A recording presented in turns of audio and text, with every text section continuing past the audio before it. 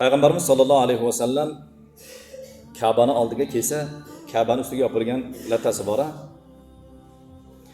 Shuni bir yigit ushab, "Ey Allohim, shu Ka'bani o'rtaga qo'yib turib, men sendan yordam so'rayman, menga yordam ber" deb turibdi.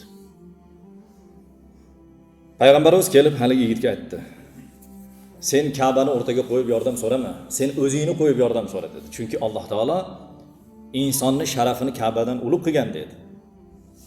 Tushundingizmi? Odamni hurmati Ka'badan ulug'. Lekin odam o'zini hurmatini yo'qotib qo'yadi. Sen o'zingni qo'y Ka'badan, seni sharafing oliy turadi dedi. Haligi yigit aytdi: "Ey Allohning rasuli, men o'zimni qo'yib so'ra olmayman" dedi. "Ant keldi" dedi. "Men sarang baxil odamman" dedi. "Meni mol qo'ylarim ko'p" dedi. "Men boyman" dedi. "Ammo mendan birov kelib zakotini ber, sadaqani ber, yordam ber desa, xuddi meni betimga cho'g'ini bosgandaqa achchig'im kelib yomon ko'raman" dedi. Payg'ambarimiz aytdilar: "Unday bo'ladigan bo'lsa meni oldimdan ket" dedi. "Mendan uzoq bo'l" dedi. "Al-bakhilu alamatul kufr. Al-kufru jazaohu jahannam." Qizg'anchiqlik, baxillik, saranglik bu kufrdan alomat dedi. Kufr esa jahannamga boradi dedi. Baxil, qizg'anchiq deganda bizni birinchi hayolimizga pul keladida, pul bermasa qizg'anchiq. Yo'q, u keyingi masalalar, u oxirgi masalalar. Uni birinchilari bor. Birinchi uchtalikka kiradigan amallar bor. Uning birinchisi qizg'anchiq odam salom bermaydi. Salom bermaydi. Bu eng qizg'anchiq, sarang odam bu.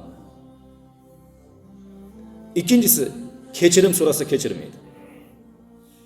Shu o'rtamizda shu tushunmovchilik bo'lib qoldi. Keyin Alloh uchun kechirib qo'ying desangiz, kechirmayman men deydi. Bu eng sarang, eng baxil odam.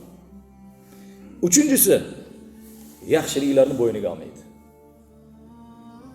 Bir jo'ralarda ichida 10 tasi bor, 10 tasiga shu bittasida 10 tasining nomidan bir sadaqa qilib qo'ydi. Jo'ralarning nomidan deb. Baxil odam o'shani qilgan yaxshiligini ko'rmaganga olib o'tiraveradi-da. Kim qildi deb. Qarang, yaxshiligini tan olmaslik ham o'zi qizg'anchiqlik. Undan keyin yana pul masalasi, yana keyin ular. Payg'ambar alayhisolatu vasallam aytdilar: "Mendan uzoqroq bo'l" dedi. "Senga balo kelsa, men ham sherik bo'lmayman, mendan uzoq bo'l" dedi. Va saxovatu alamatul iymon.